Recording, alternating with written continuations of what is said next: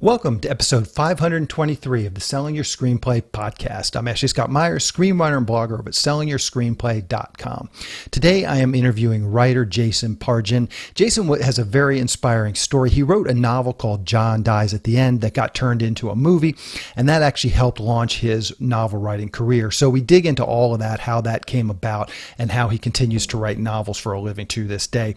I actually found Jason through his TikTok channel. He creates sort of just random interesting TikToks, and then every once in a while he will use this TikTok channel to promote his latest book. So we talk about that a little bit. What is his sort of strategy and how he uses his TikTok channel. We also get into AI a little bit. As a professional writer, I was curious to get his thoughts on where he thinks AI is going to impact writing. So there's a lot of great insight in there as well. So stay tuned for that interview.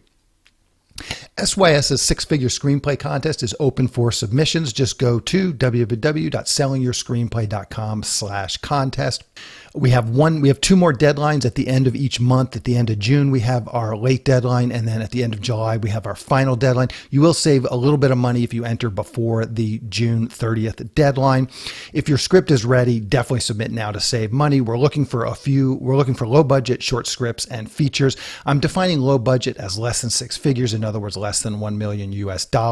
We've got lots of industry judges reading scripts in the later rounds. We're giving away thousands in cash and prizes. We have a short film script category as well, 30 pages as less. So if you have a low budget short script, by all means, submit that as well. I've got a number of industry judge producers who are looking specifically to read short scripts.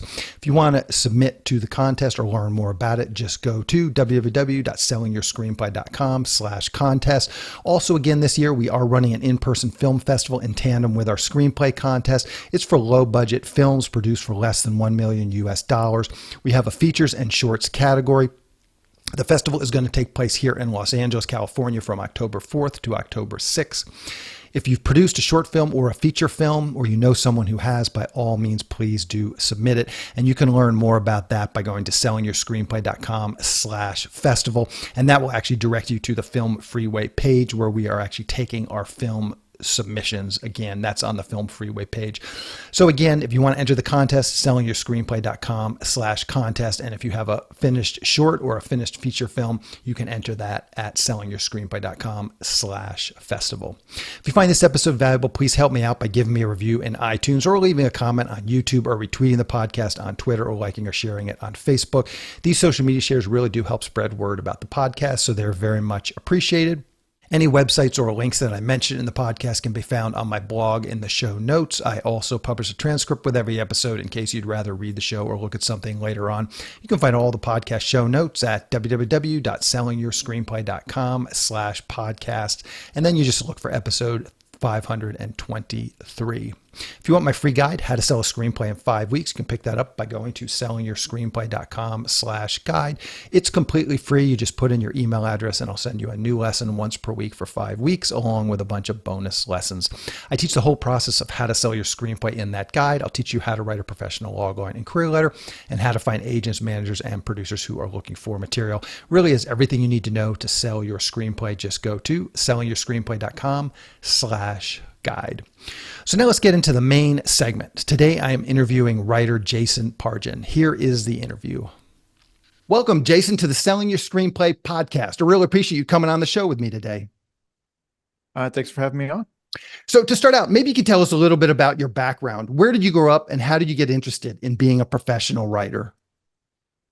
So I grew up in small town Illinois in the Midwest, where I had no dreams whatsoever of becoming a professional writer, because at that time I didn't know how that kind of thing would happen. I was born in an era before the internet, so the idea of like creating online and then getting noticed at wasn't yet a thing.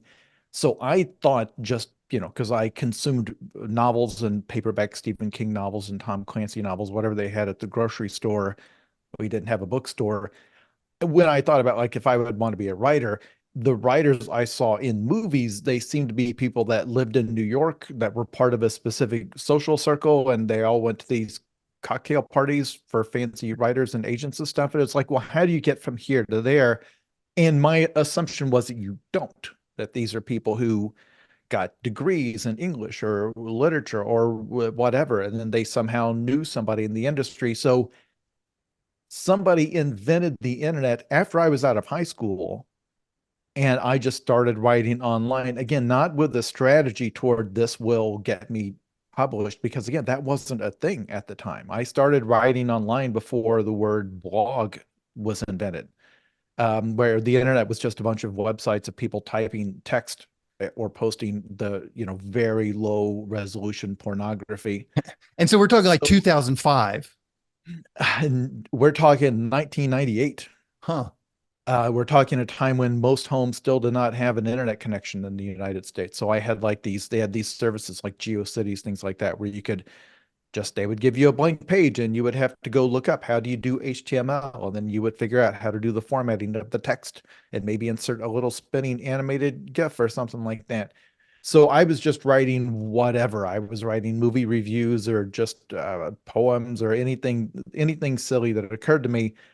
And back then, you just slowly gained a following from people finding your page and then telling their friends in chat rooms and on message boards and on bulletin boards. This is before social media. This is before video on the internet. This is the early days.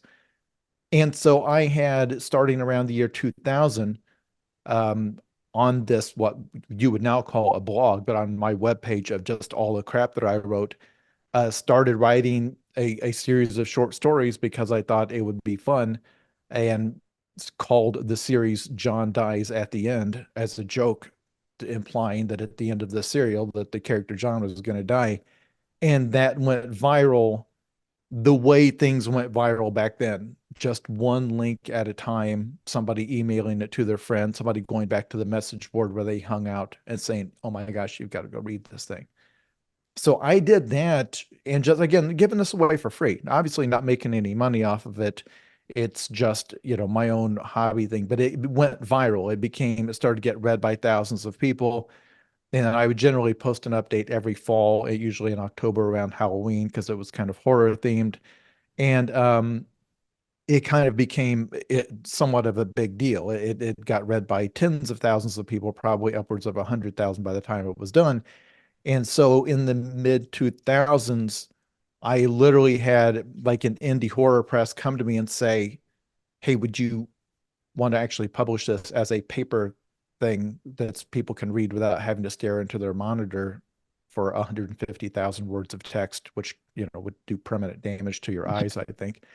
I said, sure. They gave me an advance of $500. It sold a few thousand copies.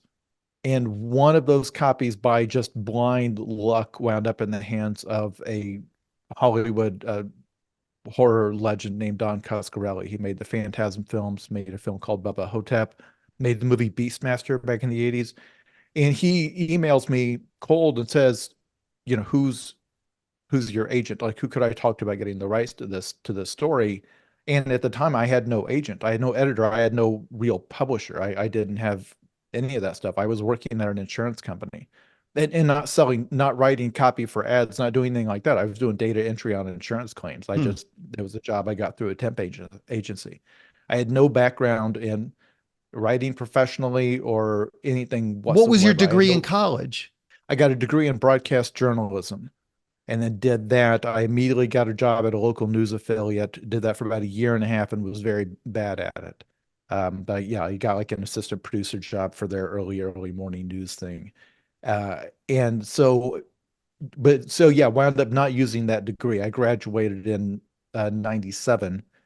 So wound up, it would spend the next decade kind of bouncing around doing jobs, that just part-time jobs or office jobs, whatever I could get, usually working two jobs at a time, doing filing and spreadsheets and whatever, basic computer stuff I had learned or taught myself. So I'm curious. I read a little blurb about John Dies at the End, about how you were releasing it as a sort of a serial and getting feedback from the readers, and then somehow incorporating that into revisions or future chapter stuff. Can you talk about that process a little bit? Were you actually taking feedback? Was this very much a way of sort of getting your audience to interact with you and feel invested in it? Was there strategy to it? Was it just sort of the process? But maybe you can just talk about that a little bit, this back and forth with your audience.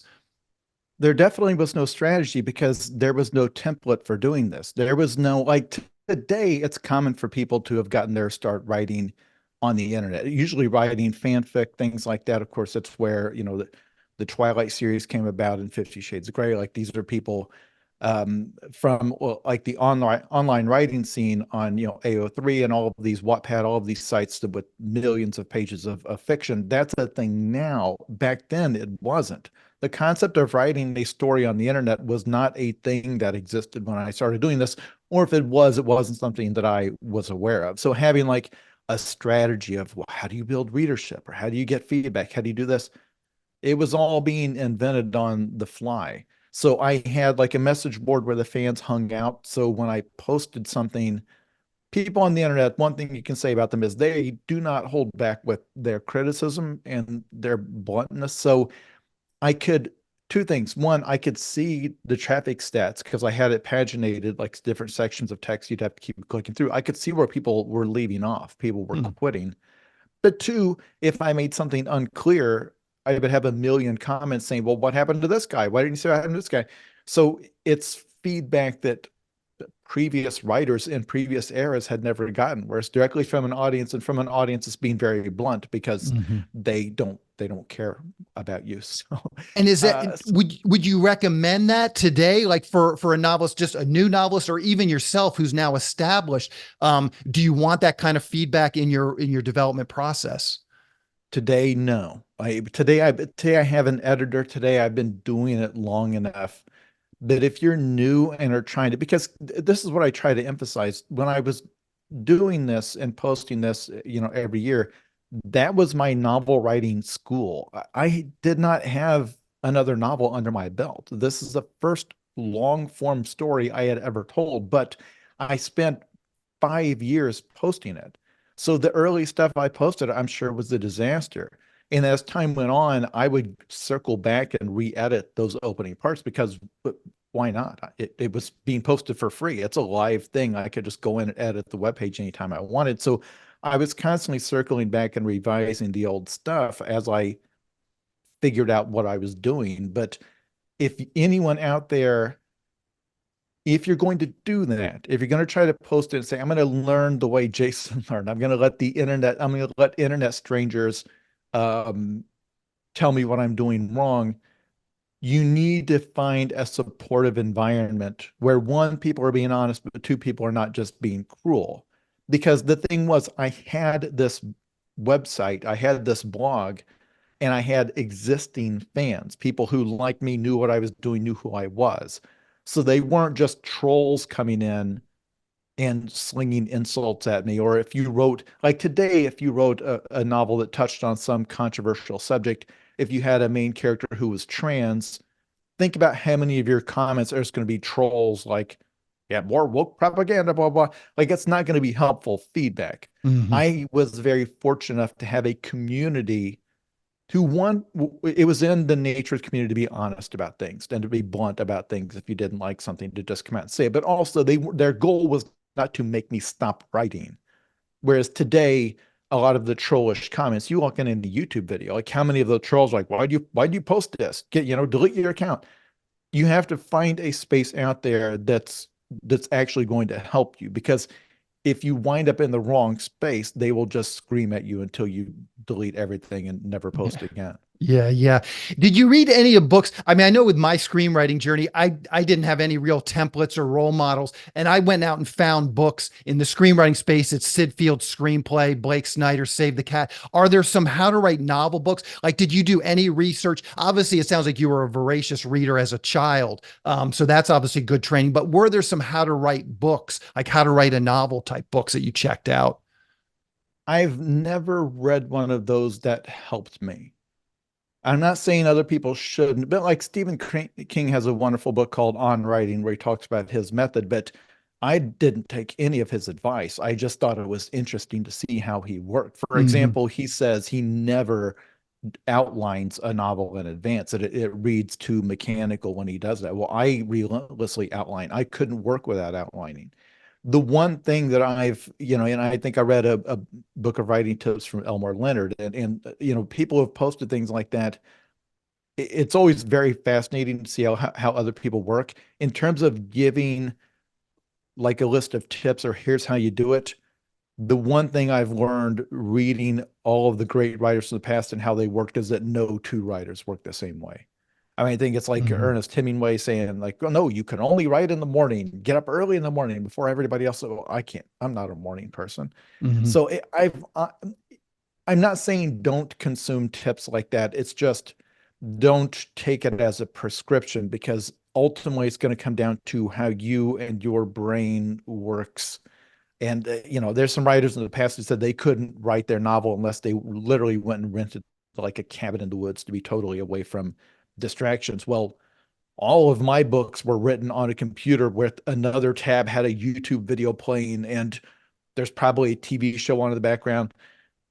I mean, I've done my Hmm. whole career like that because that's the brain I grew up with, where there's a million noises going on. And Hmm. sometimes I'm listening to music while I'm writing. Other people say, no, you can't do that. You have to have all of your focus on the work.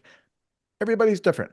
Yeah, yeah. So it's good to consume tips, but I think what I found is you may read 100 tips, and then out of those 100, you'll see one that's like, ooh, I'm going to try that. Hmm. I'm gonna try, somebody recommended using like white noise in your headphones to try to, if you get to black out distractions, like, hey, I'm gonna try that. And it Yeah, worked sometimes. yeah, But yeah. otherwise, there's not a set. I think screenwriting is different because there are very specific rules that you have to follow, or else you have to make it clear that you know them. Novels are completely different. There's no set structure for a novel. So did you find that building this audience on this website actually helped translate it into actually selling books? And then the flip side of that is, was there concern from the publisher that this book is already available for free on the internet? So a lot of people have already read it and might not want to buy the actual book when it's published. Correct. And in fact, I did not shop it to a publisher because I assumed they wouldn't want it in the name of everyone that wants to read it has already read it. So I'd never bothered. Again, the possibility of me becoming a published author, even after I had written a popular story on the internet, I still saw it as this means I'm good at writing on the internet because this story, as I saw it, was very much intended to there's a style of writing that came along in the internet, especially in the early blogging era, where people realize that if you're going to write long form, you have to write for an audience that at any second can be gone to go look at pornography. So every sentence needs a punchline. Every sentence needs to be basically be a cliffhanger that leads to the next sentence. There's no such thing as taking your time setting the scene. This is an audience that has invested no money in reading this thing. They've invested nothing. The second they're bored, they're gone because there's an infinity of free entertainment they could be looking at instead. So to keep them engaged, you quickly learn through necessity how to write to keep a reader engaged because you figure out, oh, and so by reading the other great bloggers of that era, many of whom are no longer around, but you see the same thing where it's very dense. There'll be, if they've got a long sentence, there's a lot of different points or punchlines in that sentence where it's just it's very tight. And, it rewards your attention. And the assumption is we're not going to waste any of your time whatsoever. So that training helped that taught me how to write in a specific way that I think now works very well on the page, and that a lot of writers now work this way. But we were trained by the internet to do that. But remember, I never got a book deal based on it going popular online. I got a movie deal after the movie deal was signed and news and press releases went out that this is going to be Don Coscarelli's next movie. And all of these horror outlets and all of these magazines printed that news. Then I got a contact from Macmillan, an imprint there, saying, do you have a publishing deal for this thing? And I had to explain, well, yeah, it's technically in the hands of this indie horror press. And they negotiated a deal to basically, we had to deal with the three of us so they could do it. And because they wanted to do a big, hardcover release with, international rights, everything built in. And that's how I got the book deal. But again, once again, they asked me who's my agent. I was like, I don't have an agent. How do you get an agent? So I had to, everything's backwards. I had to go approach a literary agent. Like I literally asked a publisher, do you know any agents? I had to go to a literary agent and say, hey, I wrote this thing. It's already going to be a movie. It's already got a book deal. I need you to do the paperwork. Hmm. So it's completely different. Everything all the tips people want to give about, well, how do you query yourself to agents? How do you make yourself like, how do you find an agent? How do you sell yourself? It's like, I didn't have to do any of that. I came in saying, I have all of these deals done. I need you to make the documents for us to sign.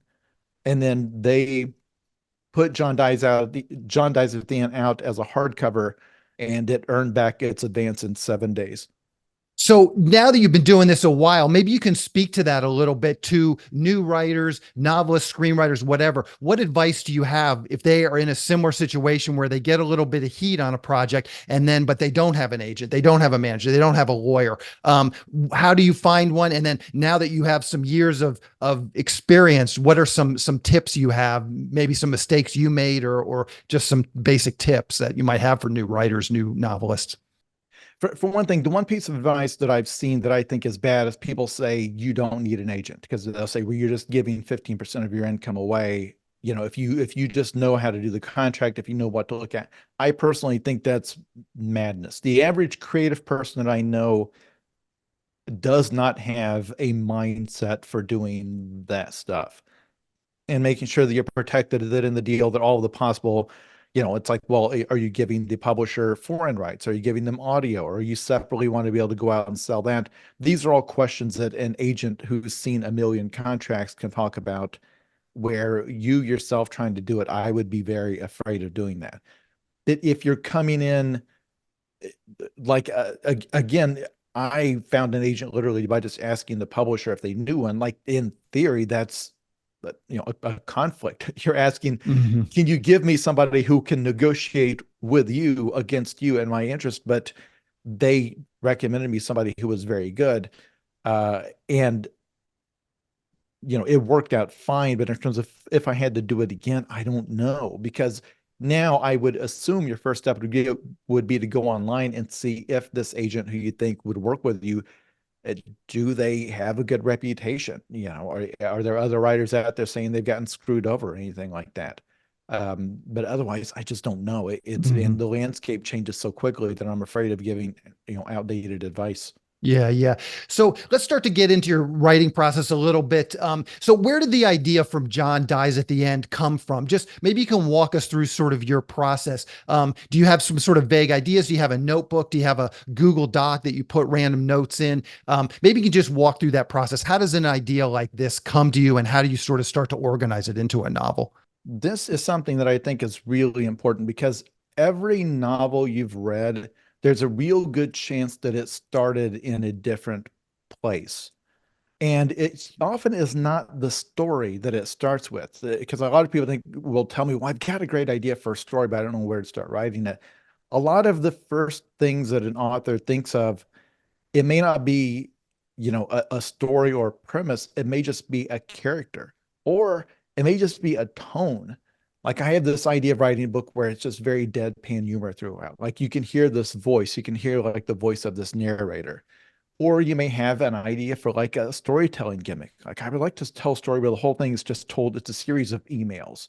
Like, it's the whole thing is told as a series of emails back and forth to different parties, and that would be the format. You may start with that, and then from that starting point, it's always about executing that in some way. So John Dies at the End was just supposed to be a short prank. It was a joke where, because at the time, a lot of the articles I were writing, they were comedy articles, but the idea is the first paragraph read as something very straightforward. And then as you read it, it just kept getting sillier. And there's some point, there'd be a tipping point, you realize, oh, this author has wasted my time. And people loved it because it's the people who were used to it realized what I was doing, and it built this community of, because the way people consumed the internet back then, where they would get on their PC or waste time at work and they would just browse around for things, and people would give these links to them like, oh, go read this. And it was a way to like trick them, but then they would find the thing rewarding because it was very funny. And so it built this community of people who Mhm. were like in on the joke. So in the around the year 2000, around Halloween, I did this post. It was like, hey, this is a true story, something that happened to me and my friend. And it sounds like it's going to be me talking about how we saw a ghost one time. And it starts like a serious ghost story, and you hear this woman who says like her dead boyfriend is haunting her house. She wants us to come look at it. And then it just keeps getting more and more ridiculous until you realize, oh, this is ludicrous what this person is talking about. And it winds up with all of the meat in her freezer getting possessed and taking the form of like a shape of this monster that chases them around the house. And then to end the situation, they know this guy who's an exorcist, but he's not going to be able to come there. So they just get him on the phone with the monster and they work it out like off scene, like you don't hear their conversation. It's extremely silly, and Yeah. it has a weird anticlimax, and that was it. It was just supposed to be that dumb story. Look, I have wasted your time, and then this is something you can send around. It's like, oh my gosh, this is the creepiest thing I've ever read. And then your friend reads it and they realize, oh, okay, this guy is an idiot. But people liked it so much they asked, like, well, what's the next? When's the story going to continue? And I didn't know it was, but it was the readers who told me, well, no, I want to see more. I want to see the next thing they do. Hmm. So I just started doing it every once in a while. And again, in between posting these updates, I was posting other stuff that was a little bit more mainstream in terms of what people wanted back then, where it's just, it's me doing an essay on some subject or criticizing some movie or the kind of thing you would see from YouTubers now, where they're giving you Yeah. commentary and it's about their personality and about how they talk about things and all that. Reviewing a video game or doing Mhm. some commentary Which is about what the you video. do now on TikTok, basically, correct? Yeah, but So, that's a good example because that model kind of hasn't changed. Like I joined TikTok in it was late 2022, so I was 47 years old and I'm starting new on TikTok. I had never done anything on camera before. I was not a YouTuber. I was not an on-camera personality whatsoever. For most of my life, I wrote anonymously. I did not want my own face out there, huh. but the market, the blogs are dead. That's not a thing you can do anymore, really. There's not really such thing as a viral blog post anymore. If something goes viral, it's going to be a short video. So, okay, I'll go where the people are. And so I'm pushing, nearing my 50s, start a TikTok Hmm. account, doing the same thing, where the vast majority of it is just observational, kind of talking them through a subject, making some point about a subject. And then every once in a while, we'll drop a promo for my book. And it's Hmm. that kind of has, or I'll do a reading from one of my books, and that will sell some copies. And that model has kind of never changed. It's Gotcha. just the format changes. Yeah. So let's dig into your writing process a little bit. Obviously, I usually have screenwriters on and talk about their process. So it'll be interesting to hear sort of your process. And I'm really probably more interested in just hearing how your day to day is now after having some years of experience. Where do you typically write? You have this home office I can see, but do you need that ambient noise? Do you go to Starbucks? Can you be writing your novel in Starbucks, or do you just need to be? So maybe you can talk a little bit about that. When do you typically write? The morning? It sounds like you're not a morning person. So maybe afternoon, nighttime. Just what does your writing process look like? How do you actually start cranking out pages and outlining and stuff? So the first step in getting a new book going is I am always taking notes. I think every writer in the world does this. If you hear an interesting fact or you think of a funny joke, you write it down. And I just have a notes app on my phone, and then I have a notepad on my PC. And if something occurs to you, or you think of something interesting, or you hear something interesting, or a little interesting piece of trivia or something, you write it down. And I will start with, I've always got a giant mountain of notes, and this will be like, oh, this sounds like a John dies at the end note. This is a type of weird thing that would come up in that book. So I have hundreds and hundreds and hundreds of those notes. And when it's time to sit down to, like, for example, the last book has been turned in, it's been put to bed, it's now time to really get going to the next one. I sit down, start outlining. And I have post-it notes. I have a giant dry erase board here in my office to try to outline everything. When I say outline, I don't just mean a list of scenes. I will sit down with a marker and pen and paper or on the whiteboard, and I will map out a character arc.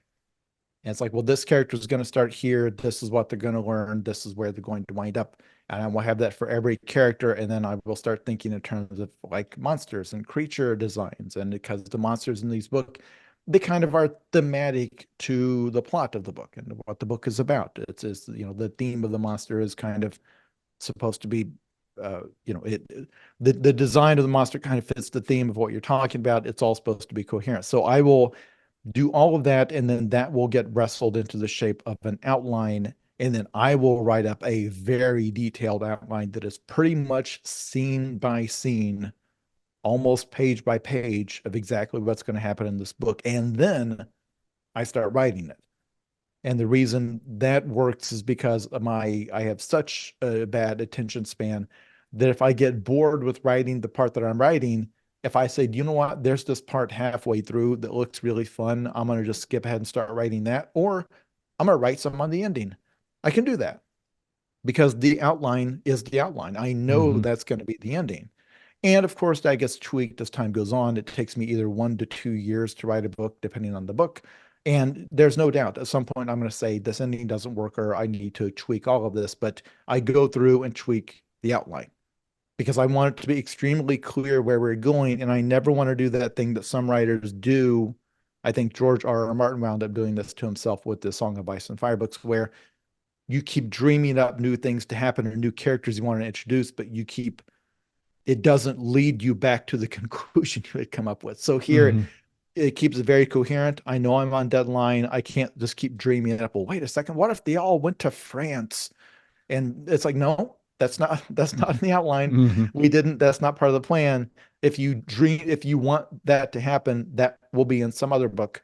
But this book, we've figured we know what's going to happen, and you say what you're going to say, and you've decided that all in advance. And it makes it Mm-hmm. a little bit more of an efficient process because otherwise, with my attention span, I would go off on some tangent and start writing God knows what, and the character would just go off and do something that occurred to me that day. To keep myself on task, I have to outline. Most authors do not write that way. Many authors say you shouldn't write that way. This is, again, don't take this as advice. As for when Mm-hmm. I write, the one thing I cannot do is write in public. The one problem I had working before I got this job of writing books full time, I've been working at home since around 2007. Prior to that, working in an open office plan cubicle type thing, I was not a good employee. The sound of people talking around me makes it extremely difficult for me to focus. I can be listening to an audiobook, I can be listening to all sorts of things, but the difference there is I am in control of it. So if I'm playing music, I chose that music. If I have coworkers having a conversation 2 cubicles down, I can't fully focus on what I'm doing. Same thing if I tried to go to Starbucks. That's Mm-hmm. unthinkable to me. I would not be able to write a single word that way. I could do other tasks. I could check my email. I could get other crap out of the way. But in terms of writing fiction, dreaming up the world, putting myself into this world, trying to hear the voice of these characters in my head so I know how they talk, there's no way I could do that in public. Mm-hmm. Then in terms of time of day, I literally will just like I'll write 5 paragraphs in between this Zoom call I'm doing with you and the other Zoom call I've got later this evening. Like I'll sit down and write some on that, and then I'll switch off and do this other work thing or publicity thing, or I'll record a TikTok, which is now part of my job. And then when that's done, I'll write maybe another half page before bedtime, and I just squeeze it in where I Hmm. can. And then when I get closer to deadline where I've got to where it's entering more like crunch time where it's like, no, we've got to get serious work done, then I will clear my schedule of everything and may write for 16 hours in a row. But that's I try not to do that. That's not a very healthy process for me where I'm just like pulling an all-nighter. I'm getting too old to do that. Yeah. So you mentioned it takes 1 to 2 years to complete a novel. I'm assuming that's including this outlining stage. Maybe you can break that down. How much, once you have this sort of loose outline, you write it into this very detailed outline. How long does it then take you to actually crank out the novel once you have these detailed outlines done? It used to take me every bit of a solid year of writing once the writing part started. The last book deal I signed, I committed to doing a book a year across basically 3 books, and that was too much. That required me to do some overlap where I was trying to finish this book while outlining the next book, and that's hard for me. It's hard for me Mhm. to not have, because I know there's some authors they'll have 5 things going at once. I've never been able to do that. It's got to be one book at a time. So that was too much. That required me to work way too many weekends, way too many late nights, to write at my natural pace. It should be a 2 year long process where the actual writing should be probably 1 year of it. And then before and after that, you have outlining. And then, of course, there's extensive editing that happens once you've, Hmm. no matter how careful you are when writing, there's always an enormous amount of editing, even before it goes to the publisher for their feedback. This is just looking back at what you wrote, and then it's constantly a matter of circling back and fixing things early on, because the rule is the same with the rules in screenwriting, that if your ending doesn't work, it means you messed up something at the beginning, not at the end. So Hmm. you have to circle back and fix it there. But yeah, So to comfortably do it beginning to end the whole thing, it should be 2 years. So one of the issues that I deal with, and I'm sure other writers deal with this as well, and I'm sure I'd be interested to hear your thoughts, especially the way you're describing your process as being almost a year of just outlining. When I'm I mean, screenwriting, I do a lot of outlining, but I often feel at the end of my day like I didn't really accomplish anything because you're kind of just noodling on this outline. And especially if it went on for a year. I mean, with a screenplay, you can kind of crank it out in 3 months or 6 months. But how do you just get through those days emotionally? Because there must be days where you literally didn't really accomplish anything on the novel, and you kind of just feel bad about that. But how do you get through those days, just emotionally, when some days are better than others? Let me be absolutely clear. It is my personal opinion that this is what kills some writers. Like, I think they drink themselves to death or kill themselves because the depression that they feel when they're not productive enough, or they're in a period of writer's block, and the worthlessness you feel, because this is a very lonely process. There's no conference calls, there's no people to show this to. There's nobody that can, I don't have friends where it's like, hey, I'm stuck on this plot point, help me through. I don't work that way. It is just me for 2 years. Like, literally, the first time the publisher will have seen anything on this book is when I send them the completed, polished, edited manuscript. It's not something where I show them chapters as we go. I don't get feedback. It is just me. So those periods where it is just you and everybody's depending on you, and whether or not you can pay your mortgage depends on whether or not you get this book done in time and it sells. And you hit that stretch when it feels like you're not getting anything done, that takes you to an extremely dark place. And I think a lot of writers turn to substance abuse because of that. I think they are self-medicating that feeling like they are worthless, like their brain is not producing, and like they're not doing anything and the work's no good, especially that period about 75% of the way through a project where you look at it as like, this is garbage. Like, I have wasted the last year of my life. This isn't working. What am I doing? And then that feeling always passes 2 weeks later. It's like, oh, I am a genius. This is going to win me it's going to win me best book at the book Oscars. So this is not a light thing to deal with. The thing I would like to impress on all the writers out there is a lot of the writing and creative process looks like doing nothing at all, because most of the work is not done by your conscious mind.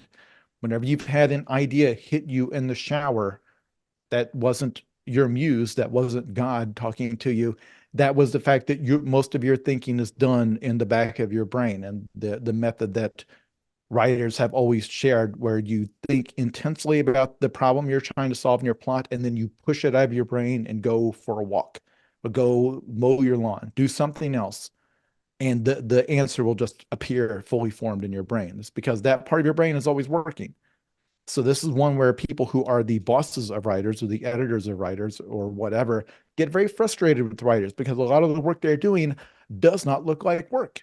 It looks a lot like they are taking a nap or playing a video game. You have to understand, the creative work is being done. It's being done in the background. But those things, because people don't realize that where you get stuck is there'll be some plot problem you're trying to solve, where even me doing the outlines, you realize, well, now hold on. Why would she do this if she doesn't yet know about that? And you've created a plot hole, you've created something that doesn't really make sense, and you have to figure your way out of that. No amount of sitting at your keyboard at your desk will make that answer appear to you.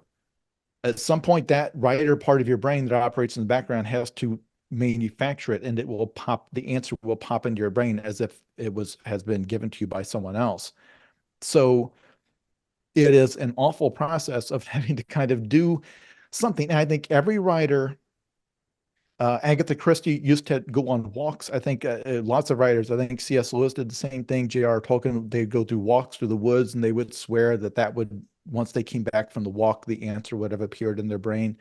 But ultimately, it all comes down to having some kind of a habit that is doing something that isn't writing and that lets your brain go to work on the problem. Because people talk Mhm. about working in the garden, something. I think repetitive tasks, that kind of thing, help. But something where the thinking part of your brain kind of zones out and eventually it will appear to you. But people who are new and young, when you hit those periods or you hit what seems like an unsolvable problem where you can't break a plot, as they say, and you don't have a writer's room you can sit down with and help you work through it, they really emotionally have trouble with that, and they Mhm. really get into destructive habits or whatever, or the self-criticism gets out of control. So managing that, I think, is, if you can't, you shouldn't be writing. It's too unhealthy. It's too dangerous. Yeah. So you mentioned a little bit about your development process in terms of dealing with the publishers. You're just going to drop a finished, polished novel on them. So you don't even send them like a sentence or two, just saying this next novel is going to be, here's a premise, and they vet any of that. They've seen not anything. You haven't talked to them. And I wonder if you ever get to the point where you drop this polished novel on your publisher and they say, yeah, we're not publishing this. Like, do you ever run into something like that? Or do you ever get some pushback without sort of vetting the idea first? I mean, that possibility is always out there. I mean, you spend 2 straight years hoping that this thing you're doing is going to work, because if it doesn't, you're screwed. Mm-hmm. But now, of course, there's an editing process. They'll come back in it with notes about, well, I feel like we should develop this a little bit more. I feel like that final part needs more action. And we'll spend a few months going back and forth and adding things, cutting things, that kind of thing. But in terms of turning it in, them saying, hey, this is not, like, we don't think we can work with this. I don't even know where we start with that, because you've already been paid in advance. Uh, but in terms of like giving them a one sentence synopsis, for example, the book that I'm selling right now is not part of the series that made me mildly famous. It's a standalone novel that's in a different genre than I've ever done before. The title is I'm Starting to Worry About This Black Box of Doom. I told them what that was at the contract stage.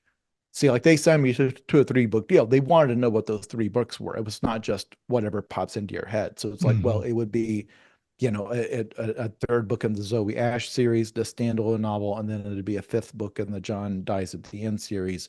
And then the standalone novel, I gave them a synopsis of, here's what I have in mind. And I assume if they had looked at that and said, that doesn't sound like anybody's going to buy that, they would have said, well, how about we'll just take these two or whatever. But they also just pay you less for the other Mm-hmm. idea, because it's like, well, this is not part of the series with the built-in fan base or whatever. And do you get But into those sorts of business meetings where your publisher's like, Jason, it would be better to just continue along with these series, writing more in these series. We don't need a standalone book. Do you get any kind of pushback, or you're giving them two of these series, so they're like, okay, we'll let you have the standalone one?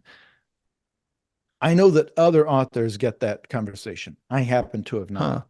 But again, this is where I keep trying to emphasize how unusual my example is, because I didn't have to sell John Dies at the End to anybody. It was an existing story that had gone viral and had an existing fan base, and now was going to be a movie. And so it was, and they weren't having to buy it for millions of dollars. It was a lot of money to me at the time, but they were buying it for what them was probably a pretty modest deal. So it was a very low risk investment. Well, the next book deal I signed after that was just for John Dies at the End 2, a sequel. Well, again, very easy to sell. Mm-hmm. It built in fan base. Now there's a movie in production that's about to come out, so that's going to come out right when this book is. So there again, I didn't have to sell them on anything. The first time I had to sell them on a concept was, I was like, I want to start another series, the sci-fi novels called the Zoe Ash novels, and they bundle that into a book deal with, you write us a third John Dies at the End book, and then we'll also do this other thing for less money, like, because you break up the advances by book. And so that's where I'm saying, okay, if I had said no, oh, let's sign a deal for just 3 more John Dies at the End books, I probably could have been signed for a lot bigger advance. But I'm saying, no, Mm-hmm. no, no, I want to branch out, and I don't just want to do this one series forever. And so they let me in, and that other series became successful, and it's done very well. So now we would get 3 of those in the world. but there's not been a case where I pitched them on something and they've come back and said, we don't want it. But that absolutely happens. That's a Hmm. common experience with authors where they've just, somebody's like, well, I want to do a YA fantasy novel. And they've just come back and said, that's not, we don't think there's a market for that or whatever. We're not interested. And they've had to go find another publisher. That has not happened to me yet. It could happen at any time. Could happen with the Hmm. next book deal. So is there some like method to your madness in terms of doing these series? Like, was that it just interests you to continue to write these sequels to these other books? Or do you just have a sense that there is a built-in audience? So yes, there's some sort of business sense to not doing constantly doing standalone books. Oh, I know. I've never had a business strategy. And in fact, the way I'm doing it makes no sense. Because for example, if you get known for a a genre, the smartest thing by far to do is to stay in that genre. This is something that Stephen King talked about. He did not set out to be a horror author. It's just that his first bestseller happened to be a horror novel. And so he actually had the conversation with his agent to following up Carrie with Salem's Lot. And he's like, now you understand this is another horror thing. You're now a horror novel. You're now a horror author because when you release a book, you're depending on certain publications and certain outlets to talk about it and to get the word out. Well, if you're horror, then you have all these horror magazines, horror, personalities, horror talk shows, whatever, to talk about the next Stephen King thing is out. Well, Stephen King then for his third book wanted to write a romance novel. Fangoria and all of these magazines, they're only going to talk about it like, well, you have to wait a little while longer for the next Stephen King horror because he's doing romance for some reason. Hmm. You've lost your connections to all these people that were doing interviews with you, that were doing press releases. You've put them aside while you go do this other thing. And he, in fact, tried that. He wrote a fantasy novel called Eyes of the Dragon, and the backlash from fans who wanted horror was so severe that he wrote the book Misery about that backlash, in which Huh. an angry fan tortures an author into writing the book she wants him to write. That's how bitter that made him. That to this day, he's mostly horror. So even he, who was a billionaire, gets trapped into that. So I had these two books. The second one made the New York Times bestseller list in this horror comedy series, and said, no, my third book has to be something else because I knew I would get bored forever writing John Dies at the End. I just would. Hmm. Most creative people do get bored doing the same thing too much. So I had this idea that was actually a kind of an action science fiction thing, like near future sci-fi that has no supernatural elements. And I was extremely fortunate that, you know, the fans, my existing fans, were willing to go with me on that. But for example, those books have a female protagonist. Like that tends to be a different horror is heavily male. It's mostly Hmm. like 80% male watch horror films. So this is like a sci-fi with a woman narrator. That's aimed at more of a female audience. That's not a thing an author's supposed to do. And then when you have multiple successful series, in the middle of all that, doing what I'm doing now, releasing a standalone novel that's just a ticking clock thriller. There's no sci-fi elements, there's no supernatural elements, there's no horror. Again, that's not the way you're supposed to do it. Hmm. Uh, but they were good enough to let me do it. There probably is more money in being more disciplined about always writing in the same genre, but I just, again, it's not about, well, I'm a true artist. I don't Hmm. want to be pigeonholed. I just get bored. I get bored writing the same thing. Again, there was nothing, the thing that went viral happened to be horror, but I, like Stephen King, did not grow up saying day I will be a horror author. It just happened to be horror because I happened to write it on Halloween. Hmm. Gotcha. So let's talk about titles. Your books all have sort of witty, clever titles. And now that we're talking, I can see you sort of tend to not be pragmatic in some of these approaches, but how important do you think the title is, and how much time do you spend coming up with these clever titles? Well, this is another thing that in the world of book publishing is clearly not how you're supposed to do it, because most of books, the bestseller of the year will be called something like the maple tree Hmm. or something, where it's just like it's a few words. It doesn't tell you anything about what the book is about. It doesn't suggest horror or anything. It's just, and people are like, oh, the book of the year, it's the staircase. And that in the book, in the world of books, I guess titles are not considered to be that big of a deal. I also get the sense that covers are not considered that big of a deal because it seems like a lot of the best-selling books, they just have kind of like smeary colors under the title. You know what I'm saying? That, like, if you've been to a Mm, bookstore, the cover doesn't like jump out at you.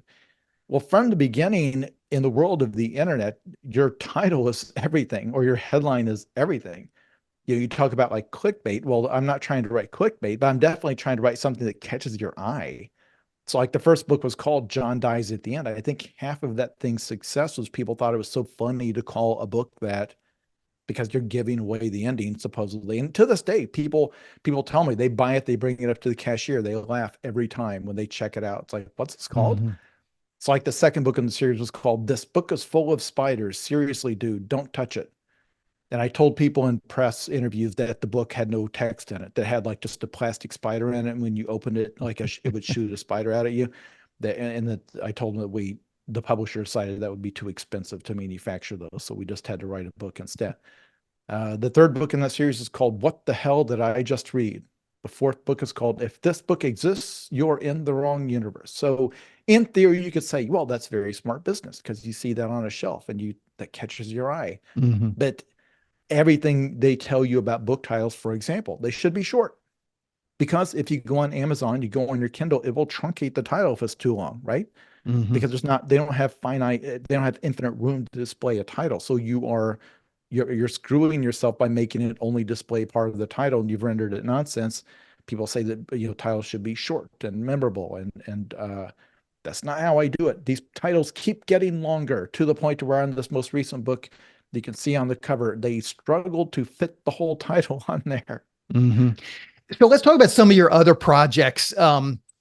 I found you on TikTok. It sounds like you spend quite a bit of time every day on that. I mean, I can definitely attest to you spending a lot of time just because I see so many of your TikToks. But maybe you can talk about that a little bit. I saw one of them where you did recently, where you sort of laid out how many actual book sales you end up getting from these TikToks, and it seemed kind of low considering the amount of effort you're putting into it. But maybe you can talk to that a little bit. What is your strategy with TikTok? Do you recommend this to novelists as a strategy to bring people to their content? And just give us sort of your overall view of that. Well, the point I was making in that TikTok is that you have to do a massive amount of volume. A lot of people don't seem to understand that because it's like, okay, if I go on TikTok and I tell people I'm an author and every day I do a little update about my writing, and then if I have 10,000 followers, that means I will have sold 10,000 copies of my book, and that is not how it works. So what that that video I made was saying that if I do a video that is not about my books, I'm just explaining some interesting thing, I will generally sell a copy of a book, or in this case, I'm promoting pre-orders for this new one. I'm starting to worry about this Black Box of Doom. I will generate a pre-order about one for every million views of a video.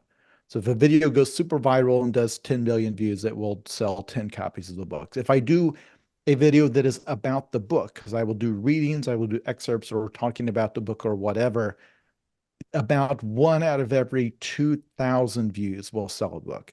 So like I did a promotional video on, because I have a lot of followers now. People have not heard of me. I have almost 500,000 followers on TikTok. So I did like a promotional video basically explaining the premise of this upcoming book, where it's this guy, he's a Lyft driver, he pulls up and there's this woman sitting on this big black box and she says, I will pay you $200,000 to drive me across the country, but you can't look in the box and you can't ask me about the box. That's the setup. That video got something like 500,000 views, and I think I generated about 250 pre-orders off that video. And in the world of writing, that's pretty good. Like that was a couple of hours of effort and it generated a couple, a couple hundred, or between 200 and 300 orders. That's a really good turnaround. But if you are like I do, I average about 2 videos a day on TikTok. I've been on there for 2 years, so I've probably done, I don't know, like 1,000 videos or 1,200, something like that. I've not done the math, but it's a lot. Mhm. And cumulatively, um, they've generated something like 500 million views, I think. And in that time, I've sold several thousand copies of books from my TikTok. But That's because if you're doing the math, it works out to about 45 minutes of work per copy sold. And that's how you sell books. Because if you say, well, that's crazy because you're working most of an hour to sell a single copy, it's like, yeah, but you do that every single day. And then, that you make that your part-time job and that adds up. And you eventually you will have sold 30,000 copies of your But book or you're saying you're doing two videos a day. Let's just say Monday through Friday. So you're doing about 10 TikTok videos a day, and you think you can do both videos in less than 2 hours? Like that's how much time from start to finish. Now I've gotten very efficient at it. But because again, a lot of the TikTok, if you've not been on there, videos can either be 10 seconds long, like just a dumb joke you thought of, or they can be 7 or 8 minutes long. The limit now is 10 minutes you can go. And some of my biggest hit videos have been in the 6, 7 minute range. Like people don't understand that TikTok actually favors longer videos now. Hmm. So a video that's very involved, that's got a lot of research, and it'll take a couple of hours, but I may have like a dumb, like a joke or a response to a video that literally took me 5 minutes to come up with. And then it may do 8 million views or something like that because it just resonates with people. So Mm-hmm. the amount of time and effort involved varies, but I just treat it like a job. I've got one I do in the morning, one I'm going to do in the evening, and that's kind of just it. Otherwise, you're just on there and you're paying attention to what works and what doesn't, because it's like anything else. I did not have the TikTok app until I started using it. I had never been on there. I thought it was all just like teenagers dancing to like songs or like lip Mm-hmm. syncing. I didn't realize it had become just a mini YouTube where people did, like Hank Green does videos explaining science concepts, things like that. Mm-hmm. So I got on there, spent about 6 weeks just watching videos, and then finally started trying to make my own, and then spent months learning how to do it. I had to buy a microphone, I had to buy lights, and just had to teach, just like any other task. There's no magic to it. I just had to learn how to do it. Mm-hmm. I'm a trivia junkie, so I know a million weird little facts. It's just a thing that I do. Is I just, I'm always on Reddit. I'm always on various places just looking for interesting facts, and I write them down. And then, we'll talk about them, or talk about some trend, or I will talk about some movie I liked or didn't like. And just over time, you figure out what format people like, how you have to kind of get to the point very quickly. You just start to get a sense of how it works. Mm-hmm. But again, about 95% of the output has nothing to do with my books. You have to give away that 95% to draw an audience, so they will then look at the other 5%, which is book promotion. Mm-hmm. What's your take on just the app in general? And are you concerned that the Chinese are going to use your data to try and mind control you? Just what's your take on sort of the political nature of where TikTok has been, in the news lately? TikTok is a very dangerous app in the way it works, especially if you're a young person. I don't know if people who don't use it realize the reason TikTok is special and the reason it's a separate thing from, because people say, well, how's it any different from like YouTube shorts or from Instagram reels? I see short videos anywhere. TikTok is about its algorithm. And it's an algorithm takes a little over a month to train, where you have to tell it, I don't want to see the teenagers dancing to the songs. I don't want conspiracy stuff. You have to tell what you don't want, and it will eventually filter that out of your feed, and then it will customize your feed to just the stuff you're interested in. And it is amazing at doing that. But if you are, for example, a young man and you watch a few videos about, I don't know, some extreme right-wing conspiracy theory stuff, you can absolutely fall down a rabbit hole, because it will train its algorithm to only show you like hateful stuff about women, videos of women misbehaving in public, videos of a man who is betrayed by his girlfriend, an endless stream of the stuff you've told it you want to see. I want to see stuff that will reinforce my hate or my anger or my rage or my insecurities, my paranoia. So, for example, when I first got on there, before I told it what I wanted, it was started to feed me COVID conspiracy stuff. That was part of the default algorithm it fed me before it determined what I wanted. It gave me conspiracy stuff about vaccine stuff like that. I had to block those users and click not interested to train it. But if I hadn't done that, yeah, it would have tried to brainwash me. I do not think Mm. teenagers should be using TikTok. I think the way it operates, I think all of these sites should have greater oversight. Even if you don't trust the government, I get it. There should be another party overseeing what's happening here. Because if you are a completely mentally healthy teenager with lots of friends and a good social support network, you're probably fine. If you're kind of lonely, if you're kind of paranoid, if you're kind of scared, if you're kind of angry, TikTok, even more than YouTube, will grab you and pull you down to a dark place. So I completely understand why multiple countries have already banned it. India has already banned it. China Hmm. does not allow this version of TikTok to be shown to its own citizens. They have a different, more sanitized version. So no, if they ban it, it will hurt me a lot career-wise because that's by far my biggest platform. Hmm. Also, I get it, especially if they don't want to be more transparent. If their whole deal is we're not going to sell because we don't want to turn over our secret algorithm sauce. No, they're right to say, hey, this is having an effect on our youth.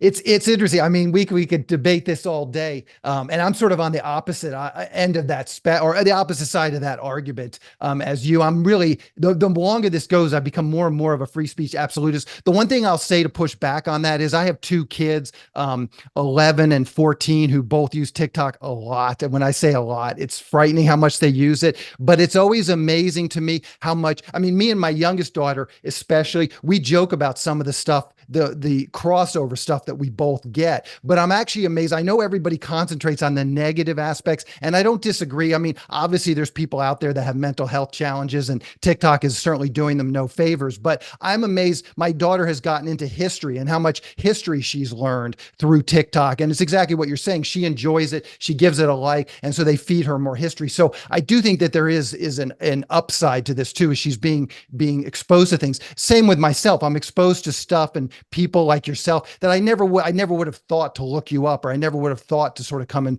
contact with you, but it feeds me this stuff that I do find interesting. Anyways, let's talk about AI a little bit. I saw one of your TikToks on AI, and I know this is something that a lot of writers are very concerned about. How do you see AI impacting professional writing in the short term and the long term? I think I agree with those to say that the problem is not necessarily AI. The problem is CEOs who have decided already that AI can replace their writers because like websites and articles started publishing AI slop before anybody even was claiming that it could do that job. They were so in a hurry to cut staff and to cut labor costs that it's like somebody joked that somebody, it's like they came out and said, hey, we come up with this thing that can kind of make human type sentences. And the CEOs are like, great, I have fired my entire staff. How do I put this in charge of my whole organization? It's like even the people inventing the AI are not telling you to do that. This is you wanting to cut costs. You already wanted to cut costs. I don't think that even the people who are the most ardent AI believers are like, yes, this can write a novel that connects on a human level. But already there's dollar signs lighting up from investors. It's like, wow, you could get all of the profit from writing, but without having to pay a writer. You don't have to owe anybody any residuals or anything. It's just free labor. I think they will figure out eventually why that's bad. I think people tend to think that technology only ever marches forever forward, but there was a time in the past people tried to replace like servers in restaurants with just an automated thing that you punch the numbers in and eventually realize, oh no, people like having a server at a restaurant. And it's going to be the same here. I think that eventually publications that still employ people, you're going to be able to tell. And there will be some stuff that they can automate away. Like, I get it that if you're just looking for a 500-word summary of what happened in a baseball game, an AI can probably scrape the box score and give it. And for most readers, that's all they want. They just want to read, Mhm. okay, the Mets lost 3-0. I want to read what happened. And it's like, oh, this guy had another bad game or whatever. They don't need flowery prose taking them to the sound of the ballpark and the smells of the, they don't need that. They just want to know. And so that's where AI probably can fill the gap. But I think people trying to write uh, AI novels, things like that, I think it's going to have the effect of like spam email, where you now it's part of, it's just understood to be part of your life. If you have an email inbox part of your life, it's having to filter through the crap for just the human stuff. That same you try to use Twitter, you half the replies are bots from sex workers and things like that, or scam stuff. You just start mentally filling it, filtering it out. I think when people go to look for a book to read, it's gonna be the same thing. They're gonna start scrolling through Amazon. It's like, oh, here's all the AI slop, and here, oh, I recognize this writer. There we go. Mm-hmm. And I think for the most part, there's a few simple things it will be able to write. It'll be able to write a weather report that basically sounds readable. But in terms of trying to write something that actually connects with a person or tells a story, at best, it's just going to offer you a remix of whatever is already out there. And I think cynics will say, well, yeah, but that's what Hollywood movies are anyway. Every action movie is just a remix of the same scenes, it's just in a different order. I mean, not really. I mean, I'm sure there's direct-to-video stuff, direct-to-video action movies that are just a dime a dozen, and they're just cranking them out. Whatever the movies that like Steven Seagal makes, yeah, then AI could probably generate ex-cop wife was killed on Mm-hmm. revengeance, and then you let the star just ad lib some one-liners, boom, and AI wrote the script. Congratulations. Mm-hmm. But to write something that actually connects with people, that does well, that people enjoy, uh, at best, it could deliver a framework, and then on set, they'll have to improvise an actual Mm-hmm. movie out of it. I saw on your TikTok on AI, one of the examples you used, and I actually discussed this on my podcast. You made the point that how can something recommend pizza when it's never actually experienced pizza? And if you just multiply that out into a novel or a screenplay, experience is so much of life. It just feels like there's always going to be that emptiness to it. Yeah, because this is the thing that they're using AI for, is to generate a book of recipes. Well, yeah, it can scrape a book of recipes together, but yeah, it's not interacted with the world. This is the same thing where the headline a couple of weeks ago is they are talking about how they had a new version of Chat GPT. They had like a woman's voice, and then it's like, we're this much closer to having an AI companion that you can be friends with. And it had like a friendly voice, and it can joke, and it's like, yeah, but it can mimic a joke. It can scrape the database for something that sounds like a joke. But an actual joke is from a fellow person who has lived in the world, pointing out something about the world that you have both experienced. And that's what a joke is. It's you connecting with another primate saying, can you believe there's so many brands of toothpaste out there? Mm-hmm. I don't even know what these are. I'm not even sure what's in these things, whatever. Even the most like hackiest joke like that, piece of observation, is still based on having tried to go shopping for toothpaste and then tried to use it and then wondered if it's actually doing anything and what you're actually paying for. That's if the thing you're talking to does not have teeth and has never existed in the world, all it can do is imitate those sounds. And for some people, maybe that's all they want. Some people have a teddy bear they can talk to. That humans are good about that. We Mm-hmm. will, they'll say their best friend is their dog. I swear my dog understands every word I'm saying. And like, okay, that's fine, but on some level, the dog is not a person. It hasn't been to work. It doesn't know what it hasn't lived in the same world you've lived in. It hasn't read any of the books. It doesn't watch the TV shows you've watched. It doesn't, it's Mm-hmm. just you talking to yourself. And then the expression on the dog's face convinces you it's like, yes, I'm connecting with this. And it's the same, and AI can do that. You can say, what do you think about this movie, AI girlfriend? And she will generate a string of text that probably sounds like conversation. You could convince yourself, Mm-hmm. yeah, I'm talking to a thing. People need to connect with things, and there are a lot of lonely people in the world, and they're going to want something to talk to. I don't begrudge them that. It's probably not any less healthy than having a parasocial relationship with a YouTube streamer. because the AI is probably not going to demand that you donate money to them To their by crypto its merch. project. Yes. But ultimately, it is a Yeah. one-sided, it's an Yeah. illusion of a relationship. And there's clearly a demand for that. There's a space for that, but no one, I think, will think that it replaces a real relationship any more than you would think that pornography replaces a sex life, because the physical act is just one piece of it. And here it's the same thing. Like the Hmm. actual words you're saying to each other is just one piece of it. The other 99% is both of you sharing a life that only works if you're both living a life. And an Yeah. AI, by definition, is not. Yeah. So I just want to, you gave us sort of the premise of your new book. I'm starting to worry about this black box of doom, but just tell us about that. Maybe you can give us the premise again, and then you can tell us when it's going to be available. So if people want to check that out, they'll know where to find it. Yeah, it's up for pre-order now in all the formats, including audio. So it's just like a podcast, except Okay. it's the story.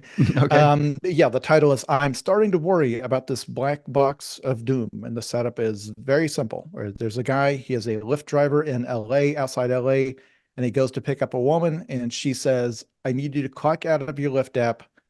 I need me and this big black box I'm sitting on, a box big enough that a person could fit inside of it. She says, I, in this box, need to be in Washington, D.C. within 4 days. We got to be there by July 4th. I will pay you $200,000 in cash, but we have to leave right now. You can't tell anyone where you're going.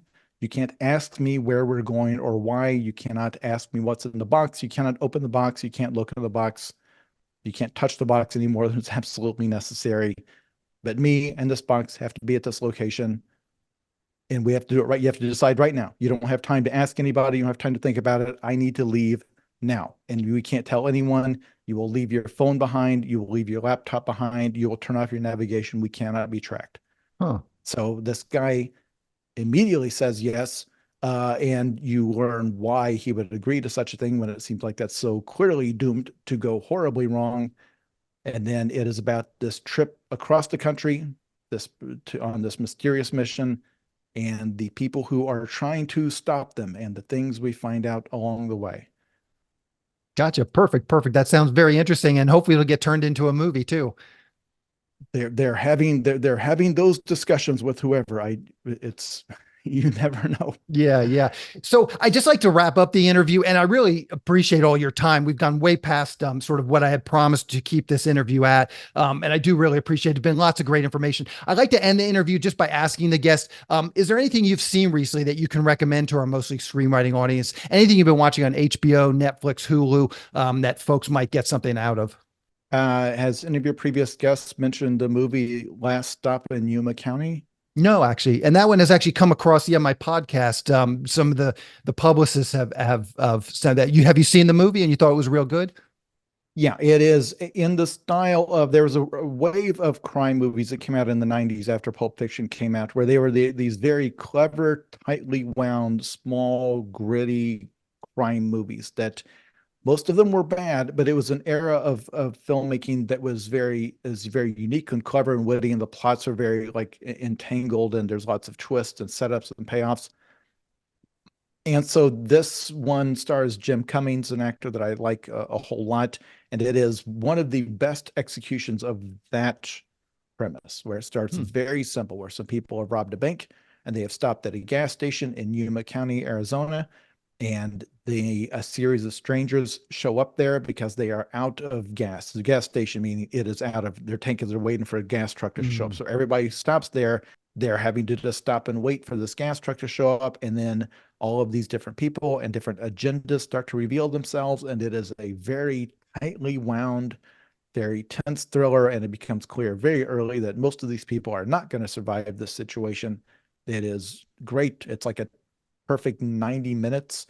And it's very, there's not a wasted second in it. Every shot is a little bit creative. Every character is colorful. Yeah, Perfect. but I Perfect. think nobody is watching it. It's on streaming. Okay. I think hardly anybody has seen it. Please go give them some of your money. Yeah, yeah, perfect. I'll have to check that out.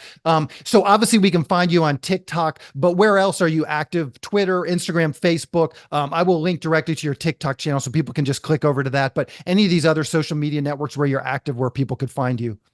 My username is Jason K. Pargin, Pargin, on all of them, on not just on TikTok, but also that same username that you're going to show them on TikTok that also works on Twitter, Gotcha. Threads, Blue Sky, Instagram, YouTube, probably some others that I've forgotten. Perfect. Substack. I'm on all of them. In case one gets shut down, I will just move to the next.